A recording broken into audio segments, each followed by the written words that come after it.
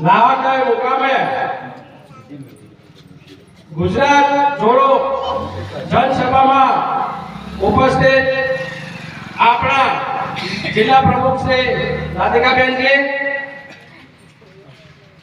લોકસભા સહપ્રભારી નાનુભાઈ,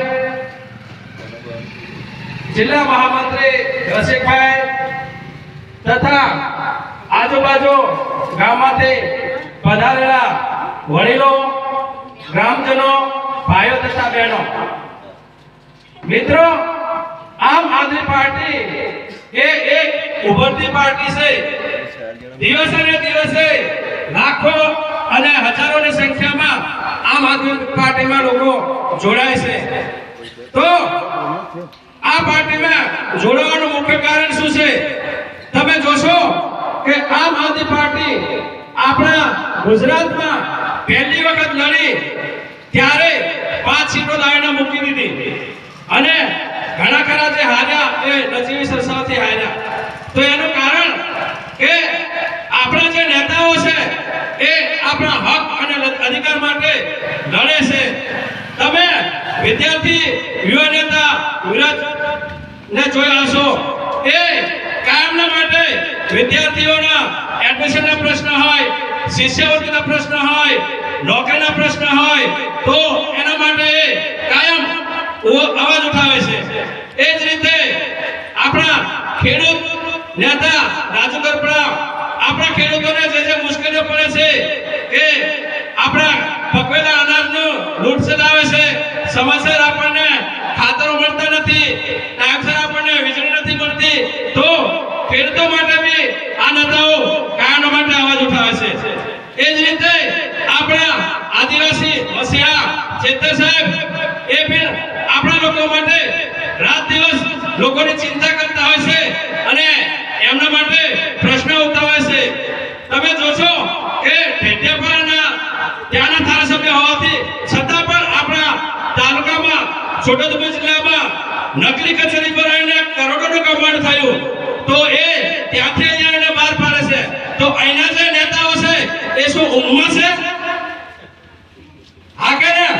હા, એ રીતે કોલકાતામાં બેનાની પ્રસૂતિનો પ્રશ્ન હોય ત્યાં બી ત્યાં સમય પહોંચી ગયા અને ત્યાં એ લોકોના રસ્તાઓના પ્રશ્નને લઈને રજૂઆત કરી અને ત્યાં બી રસ્તાઓ મંજૂર થઈ ગયા।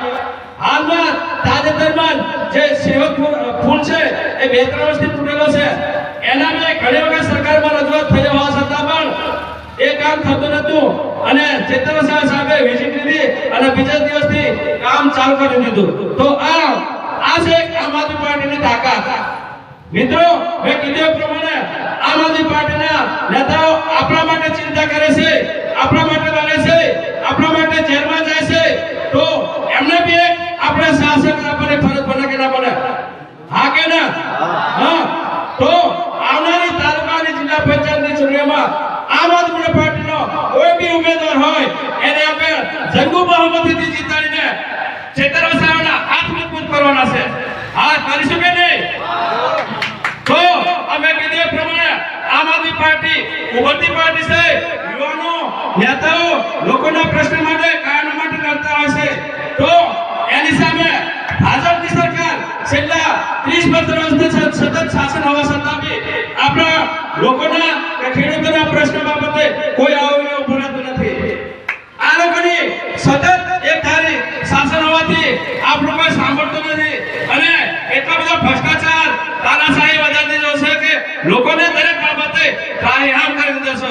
તો એની સામે આપણે કઈ બી થઈ જાય આવનારી અને તાલુકા જિલ્લા પંચાયત ચૂંટણીમાં આમ આદમી પાર્ટીના ઉમેદવારને જીતાડવાનો છે અને એ લોકોની સતત સત્તા હોવાથી એમનો અધિકારી છે, પોલીસ એમનો છે, ચૂંટણી પંચ એમનું છે, બધું લોકોને એમને સત્તા હોવાથી બધા લોકોને દબાણ કરીને આપણને ધમકાવવાનો પ્રયત્ન કરશે, દેવડાવવાનો પ્રયત્ન કરશે, લોભ લાલચ આપશે, પણ આપણે એ નવી લોભ લાલચમાં પડવાનું નથી, એમનાથી ડરવાનું નથી અને કઈ બી થઈ જાય આપણે આ ભાજપના નેતાઓને અહીંયાથી ખદેડવાના છે।